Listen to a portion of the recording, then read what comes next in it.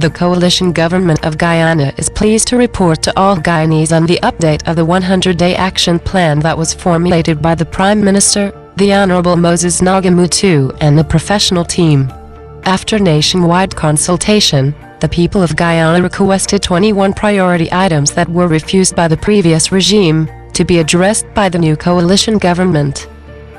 From the inception, a 100 days task force chaired by the Prime Minister, with the assistance of the Minister of Social Cohesion, the Honorable Amna Ali, and others, have been tasked to work with the relevant stakeholders and ministries to deliver the short and long-term developmental objectives of the 100-day action plan.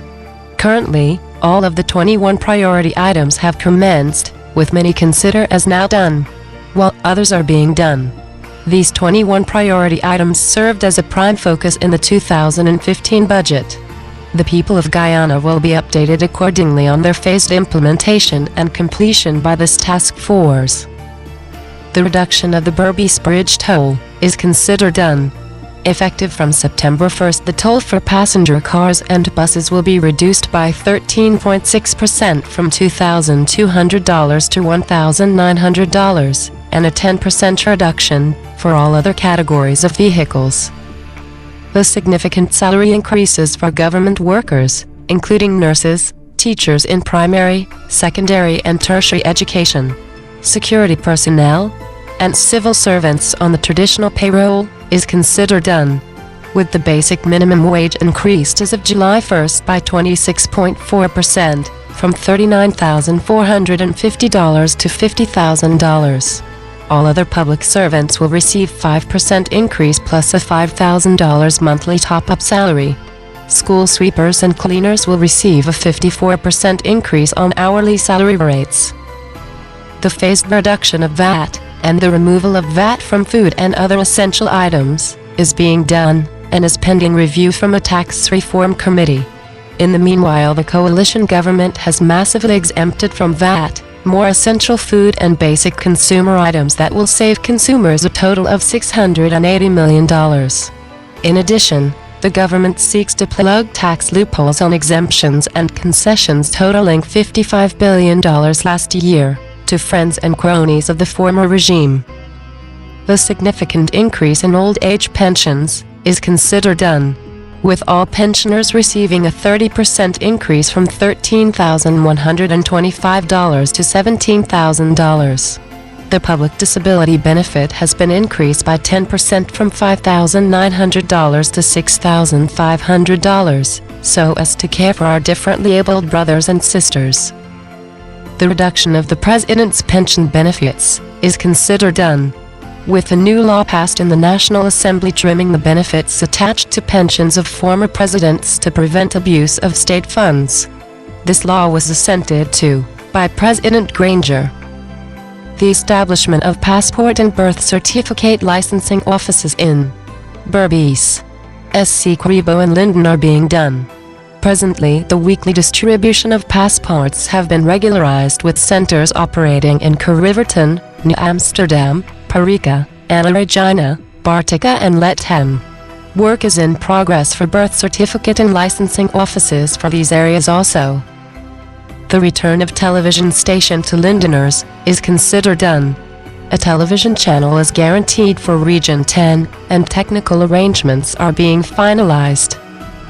The waiving of duties on fuel, tools and small-scale mining equipment bought by identifiable holders of small concessions is considered done. Eligible gold miners will be exempted from the payment of customs duties on fuel, matting, all-terrain vehicles, jackhammer drills, flex hoses, expanding metals, pumps, pump housings, impalers, shafts and engines.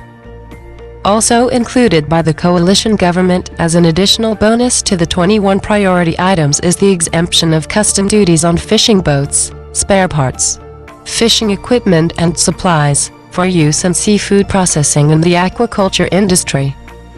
In addition, the exemption of custom duties and excise tax on motor vehicles and all-terrain vehicles bought by Toshao and approved Amerindian communities, and the exemption of excise taxes for eligible ranks of the disciplined services qualifying for said status of motor vehicles will receive exemption.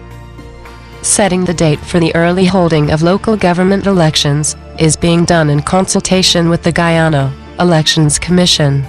All legislative reforms have been completed for early holding of local government elections in the National Assembly, and these democratic elections will be finally held within the coming months, after the people of Guyana have been denied their democratic right by the former regime since 1994.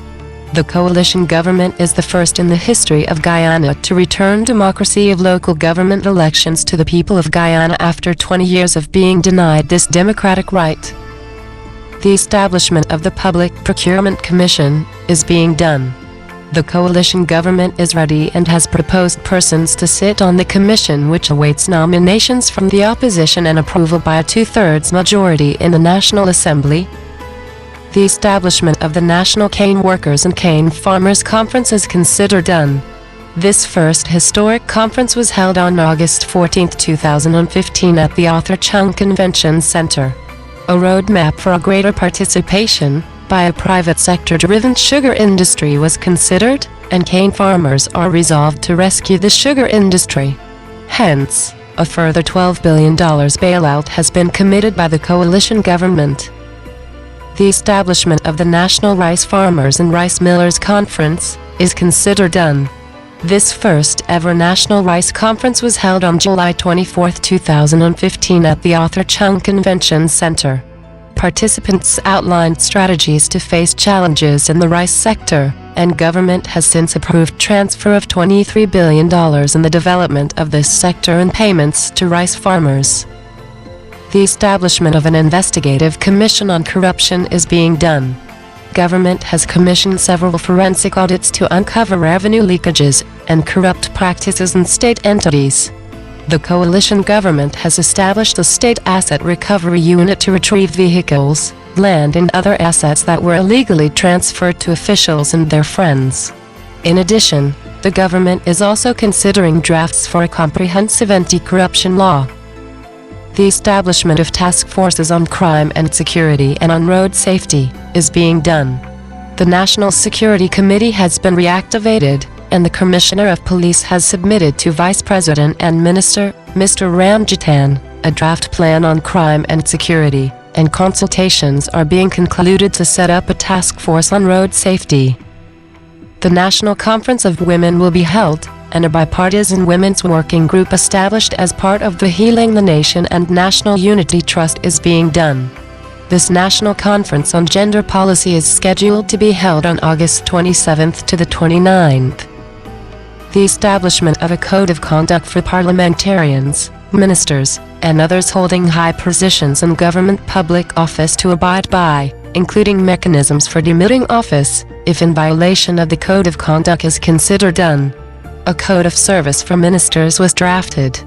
This code of conduct for government parliamentarians, ministers and other persons holding public office has been circulated, with emphasis in the code being placed on zero tolerance of public officials indulging in act of misconduct. The National Youth Council will be convened, and its mandate, terms of reference and program of action produced for endorsement at a National Youth Conference, is being done. The first draft of the National Youth Policy has been completed following the recommendations of the National Conference, hence the National Youth Council will be convened shortly. The Indigenous Peoples' Rights and Resources Conference was held, and the reassessment and depoliticizing of the National Toshao Council is being done. The Indigenous Peoples' Rights and Resources Conference was held on August 17th to 22nd at the Arthur Chung Convention Center. The conference strategies and recommendations are being drafted to realize said objectives. The liberalization of the telecommunications and ICT sectors is being done. Work includes negotiations aimed to clear the way for tabling in the National Assembly of a reformed Telecommunications Act to end the monopoly in this vital sector. The coalition government has placed emphasis on ICT and has announced plans to establish a center of excellence in information technology. Using ICT, the government hopes to revolutionize the delivery of services and education to the people of Guyana. In preparation for ICT innovations and delivery, the government has announced a one laptop per teacher program, and hopes to distribute 9,609 laptops valued $1.7 billion to educational and learning institutions nationwide, so as to facilitate ICT training of previous laptop recipients. The past regime failed to establish a comprehensive ICT and laptop training program for end users, and the coalition government aims to achieve said teaching objectives with one laptop per teacher. The adoption of a long-term sustainable economic development plan to realize the vast potential of Guyana is being done. The government has established a task force on economic planning which will outline its vision for a national development strategy, a competitive investment environment and a green economy. This task force is headed by the renowned economist Professor Clive Thomas and chaired by the Prime Minister, the Honorable Moses Nagamootoo. The implementation of an amended Anti-Money Laundering and Countering the Financing of Terrorism Act is considered done. A reformed legislation has been tabled by the coalition government in Parliament and a reformed bill was approved. The President has since assented to this bill, and regulations are soon to be put in place, so as to contain dirty money from further infiltrating the economy. This update has been brought to you by the 100-Day Action Plan Task Force of the Coalition Government of Guyana, and chaired by the Prime Minister, the Honorable Moses Nagamootoo. You can contribute to Guyana's development. Email your developmental ideas or suggestions to 100daystaskforce@gmail.com. This vital information will be entered into the Task Force Developmental Projects database and may be used for a future 100-day action plan for the entire country or local governments in Guyana.